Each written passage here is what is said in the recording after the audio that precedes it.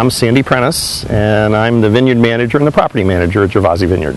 My sister and my brother-in-law and I shared a tree farm that was on the property, and that kind of stopped being a tree farm as a joint venture, and my sister and brother-in-law lived here.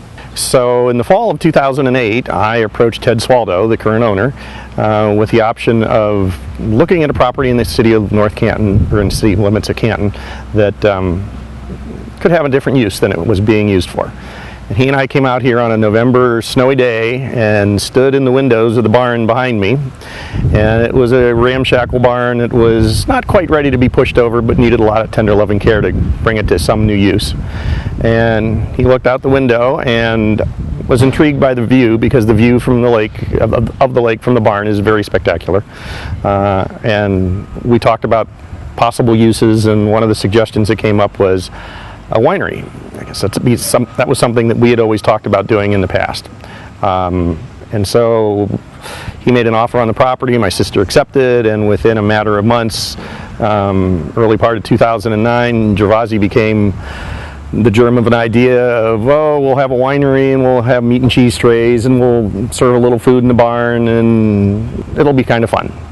Well, it's grown from that idea. My role has been knowledge of the existing property, being able to try to integrate the new use of the property with the old aspects of the property and try to preserve those. Well, the lake was originally created to be the impoundment for the sawmill. The sawmill was created sometime in the early 1820s.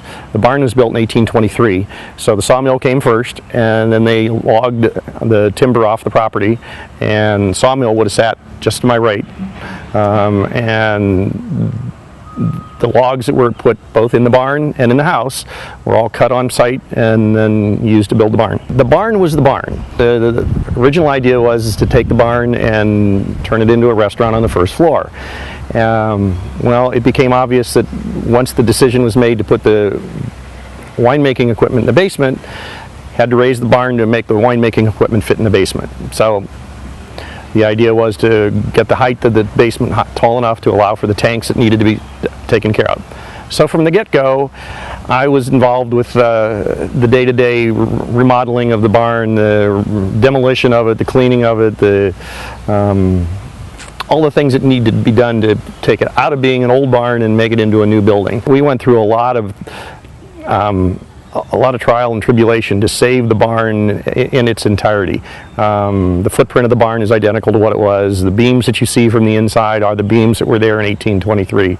The support structure has been increased to supply adequate support for a current commercial building, but virtually the interior view is the same, and the loft that's in the barn is a spot that 95% of the population never gets to see in a barn. Nobody gets to crawl up in the haymow and look around and get that perspective. And the perspective of the architectural detailing of the beams and the structure that's up there is lost to the current generation. They just never get a chance to see that. That kind of joinery that's done on those wood beams is not being done anymore. So that was very important, to be able to not only preserve it, but make it viewable to the public.